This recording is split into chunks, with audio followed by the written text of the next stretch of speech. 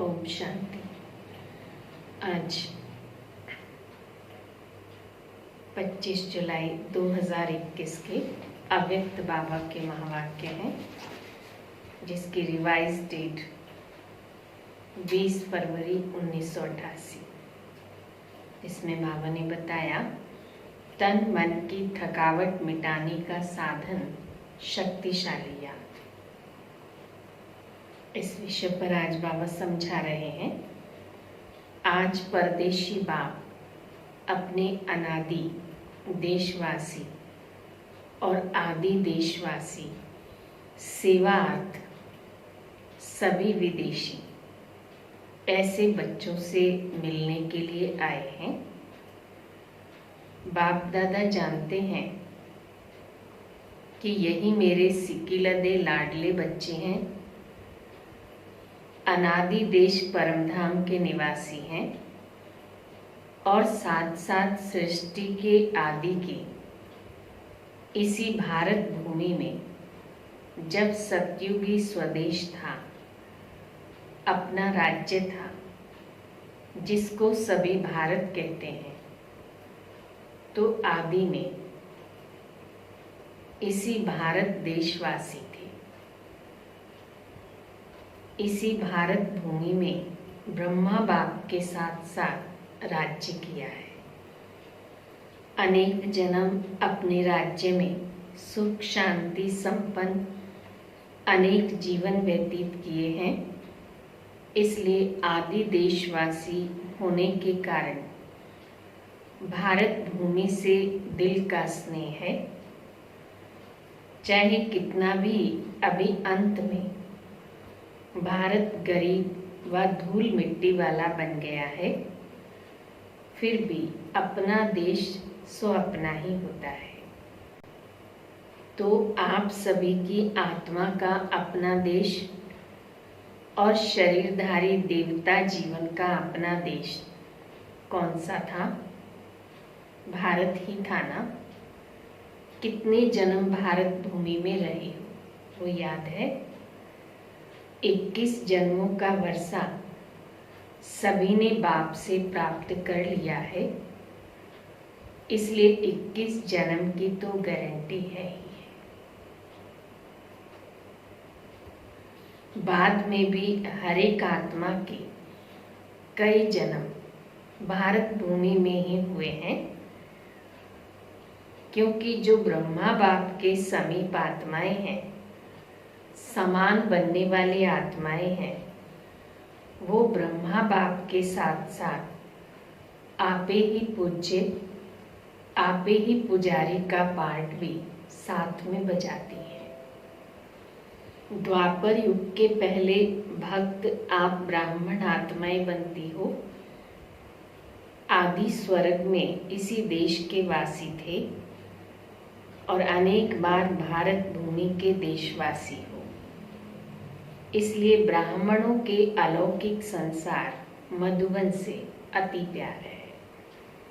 ये मधुबन ब्राह्मणों का छोटा सा संसार है। तो ये संसार बहुत अच्छा लगता है ना। यहाँ से जाने को दिल नहीं होती है ना। अगर अभी अभी ऑर्डर कर लें कि मधुबन निवासी बन जाओ तो खुश होंगे ना। वह ये संकल्प आएगा कि सेवा कौन करेगा। सेवा के लिए तो जाना ही चाहिए। बाप दादा कहे बैठ जाओ, फिर भी सेवा याद आए। सेवा कराने वाला कौन है? जो बाप का डायरेक्शन हो, श्रीमत हो, उसको उसी रूप में पालन करना, इसको कहते हैं सच्चा आज्ञाकारी बच्चा। बाप दादा जानते हैं मधुबन में बिठाना है व सेवा पर भेजना है। ब्राह्मण बच्चों को हर बात में एवर रेडी रहना है। अभी अभी जो डायरेक्शन मिले उसमें एवर रेडी रहना। संकल्प मात्र भी मनमत मिक्स ना हो।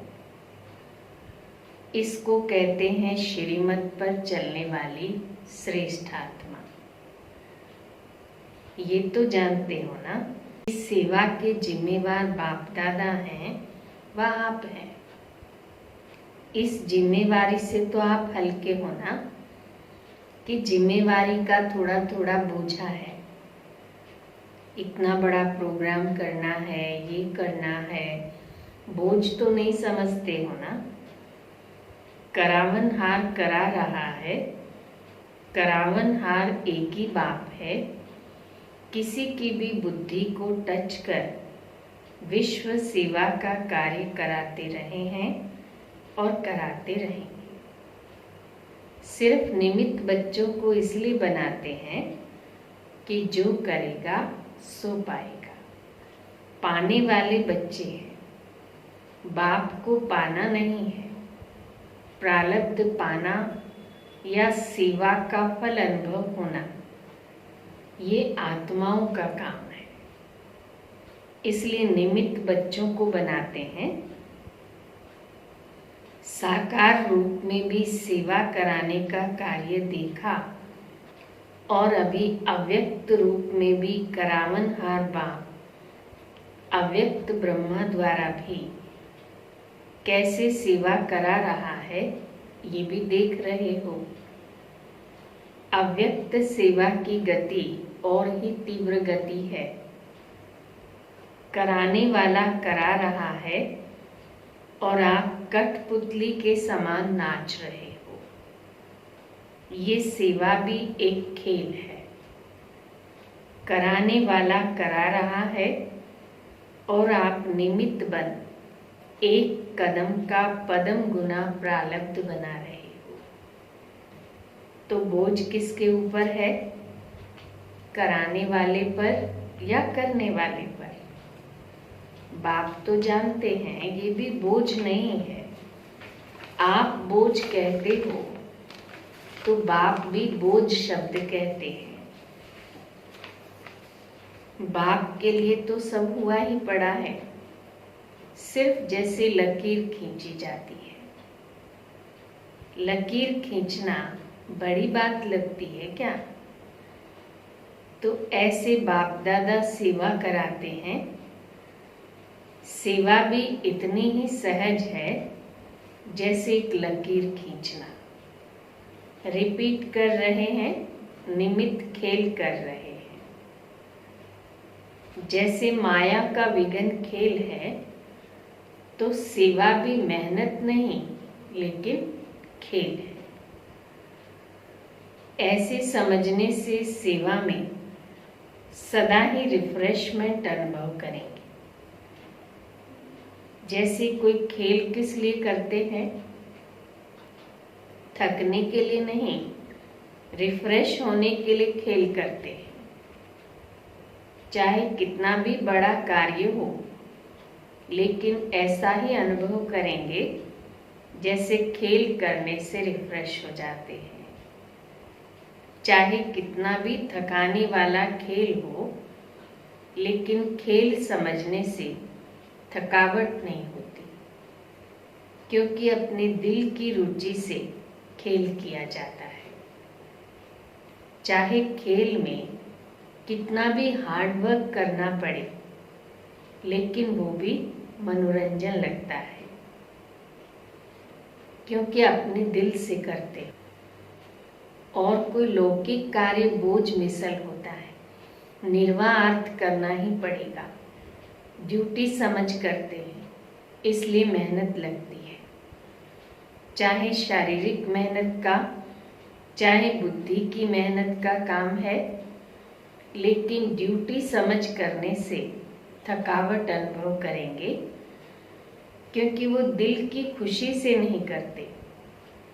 जो अपने मन के उमंग से खुशी से कार्य किया जाता है, उसमें थकावट नहीं होती, बोझ अनुभव नहीं होता। कहाँ कहाँ बच्चों के ऊपर सेवा के हिसाब से ज़्यादा कार्य भी आ जाता है, इसलिए भी कभी कभी थकावट फील या अनुभव होती है।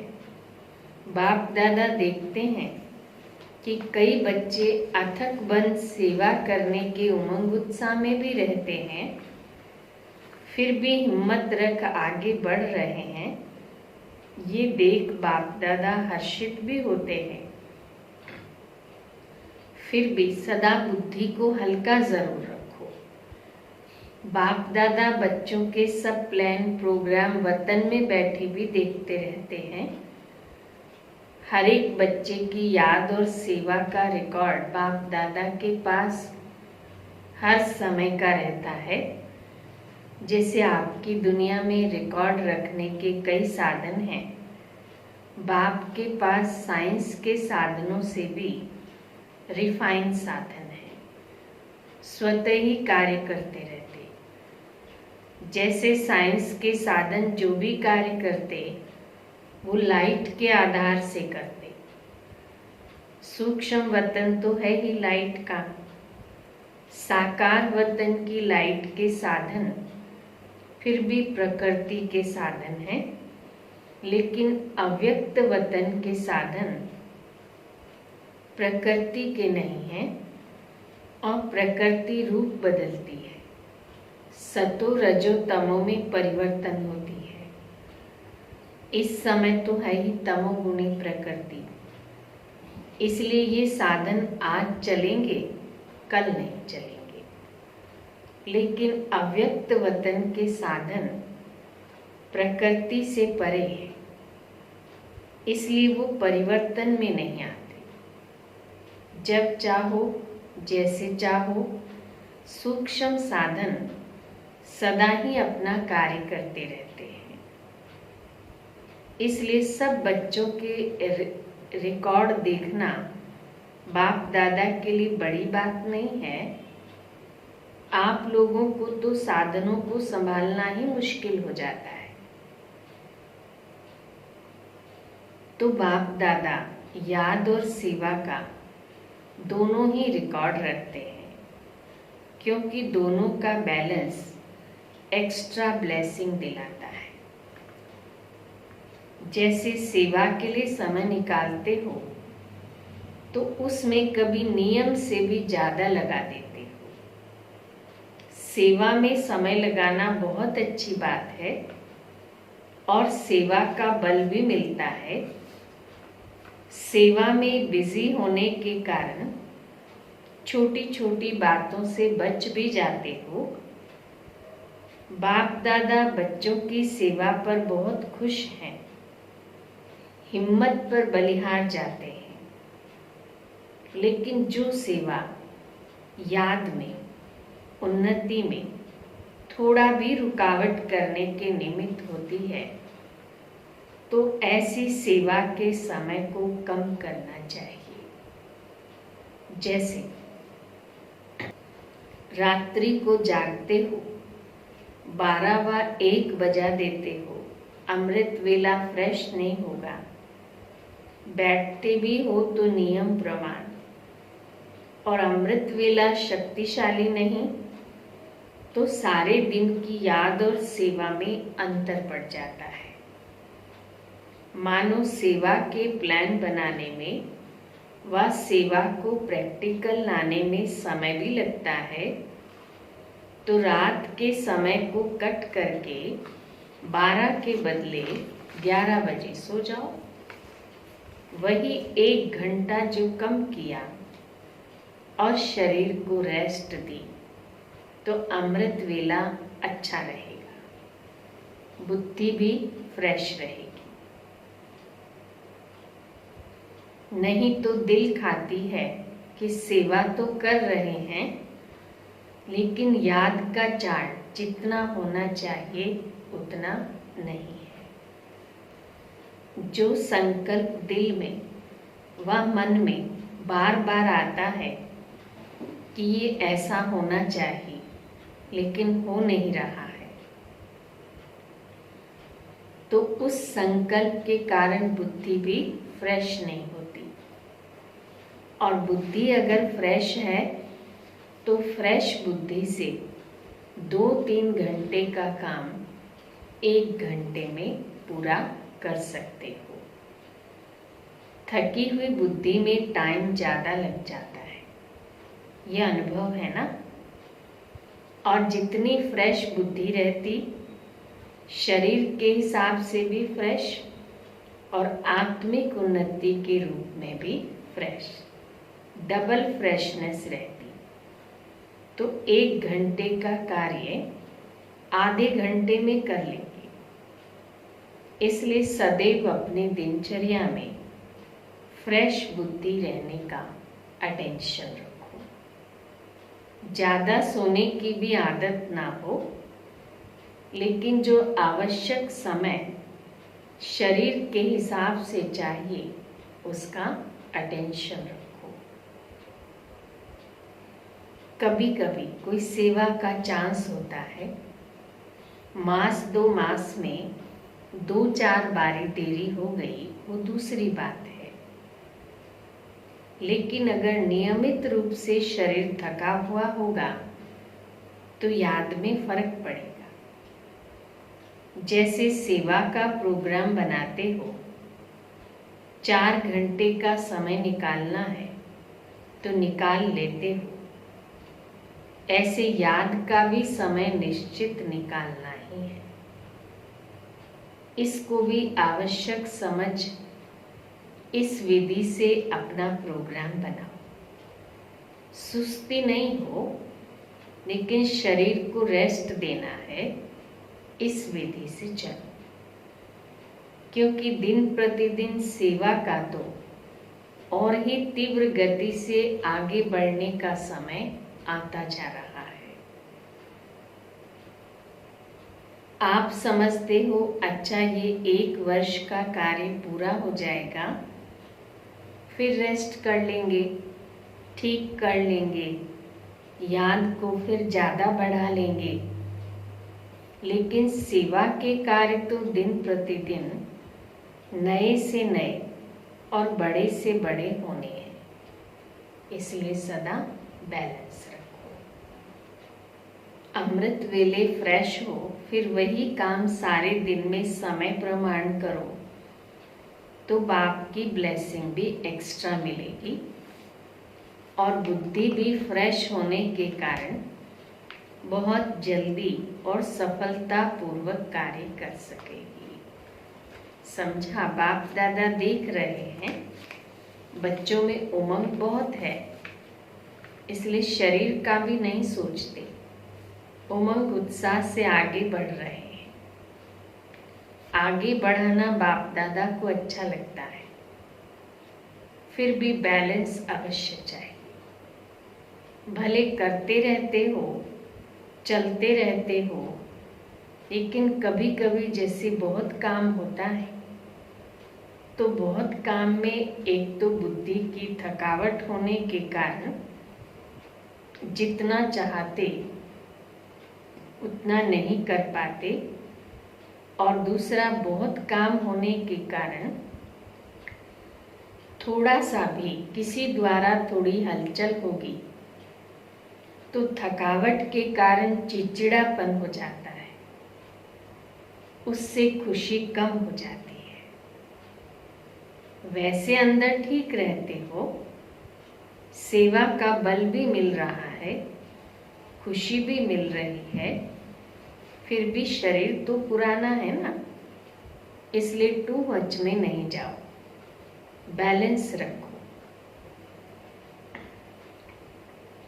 याद के चार्ट पर थकावट का असर नहीं होना चाहिए। जितना सेवा में बिजी रहते हो, भले कितना भी बिजी रहो, लेकिन थकावट मिटाने का विशेष साधन हर घंटे व 2 घंटे में 1 मिनट भी शक्तिशाली याद का अवश्य निकालो। जैसे कोई शरीर में कमजोर होता है तो शरीर को शक्ति देने के लिए डॉक्टर्स 2-2 घंटे बाद ताकत की दवाई पीने के लिए देते हैं। टाइम निकाल दवाई पीनी पड़ती है ना, तो बीच बीच में 1 मिनट भी अगर शक्तिशाली याद का निकालो तो उसमें ए बी सी सब विटामिन्स आ जाएंगे। सुनाया था ना कि शक्तिशाली याद सदा क्यों नहीं रहती। जब है ही बाप के और बाप आपका, सर्व संबंध है, दिल का स्नेह है, नॉलेजफुल हो, प्राप्ति के अनुभवी हो, फिर भी शक्तिशाली याद सदा क्यों नहीं रहती। उसका कारण क्या? अपनी याद का लिंक नहीं रखते, लिंक टूटता है, इसलिए फिर जोड़ने में समय भी लगता, मेहनत भी लगती और शक्तिशाली के बजाय कमजोर हो जाती। विस्मृति तो हो नहीं सकती, याद रहती है, लेकिन सदा शक्तिशाली याद स्वतः रहे, उसके लिए लिंक टूटना नहीं चाहिए। हर समय बुद्धि में याद का लिंक जुटा रहे, उसकी विधि ये है। ये भी आवश्यक समझो, जैसे वो काम समझते हो कि आवश्यक है, ये प्लान पूरा करके ही उठना है, इसलिए समय भी देते हो, एनर्जी भी लगाते हो। वैसे ये भी आवश्यक है, इनको पीछे नहीं करो कि ये काम पहले पूरा करके फिर याद कर लेंगे, नहीं। इसका समय अपने प्रोग्राम में पहले ऐड करो। जैसे सेवा के प्लान के लिए 2 घंटे का टाइम फिक्स करते हो, चाहे मीटिंग करते हो, चाहे प्रैक्टिकल करते हो, तो 2 घंटे के साथ साथ ये भी बीच बीच में करना ही है, ये ऐड करो।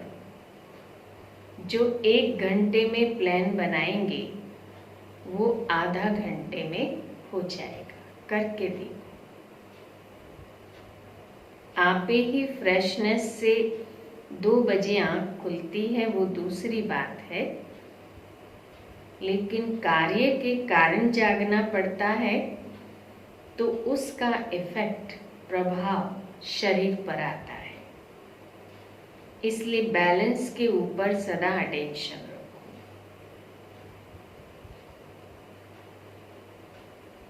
बाप दादा तो बच्चों को इतना बिजी देख यही सोचते हैं कि इन्हों के माथे की मालिश होनी चाहिए, लेकिन समय निकालेंगे तो वतन में बाप दादा मालिश भी कर देंगे, वो भी अलौकिक होगी। ऐसे लौकिक मालिश थोड़ी होगी, एकदम फ्रेश हो जाएंगे। 1 सेकंड भी शक्तिशाली याद तन और मन दोनों को फ्रेश कर देती है।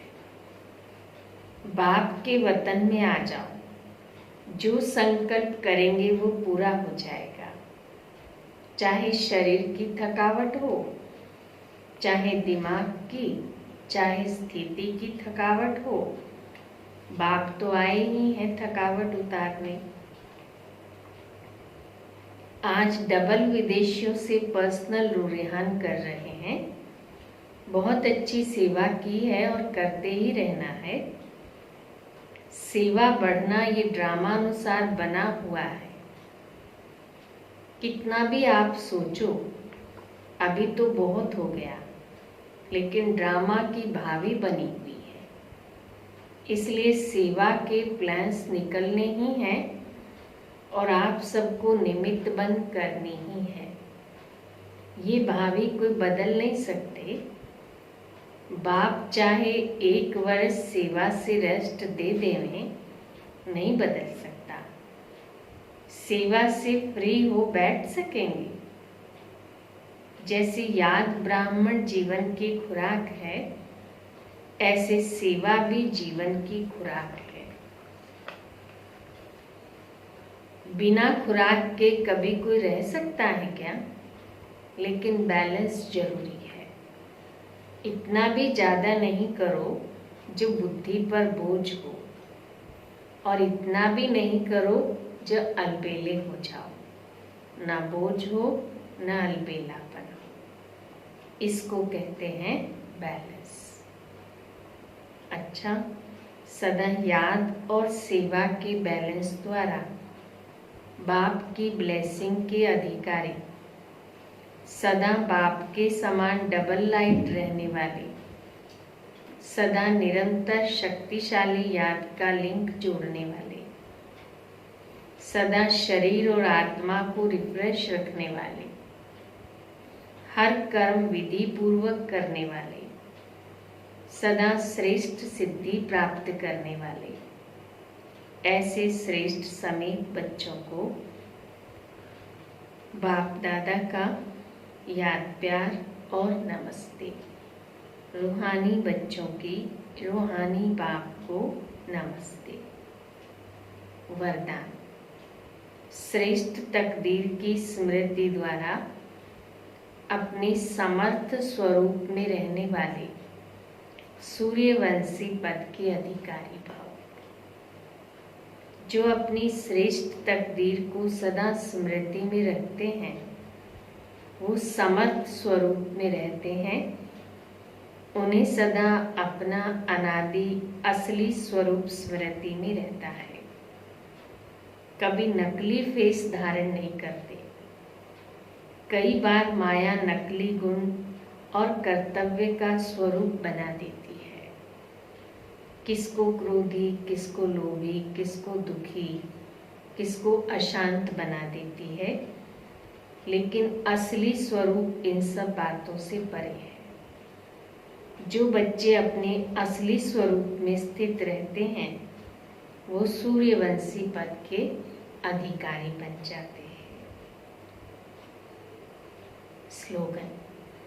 सर्व पर रहम करने वाले बनो तो अहम और बहम समाप्त हो जाएगा। ओम शांति।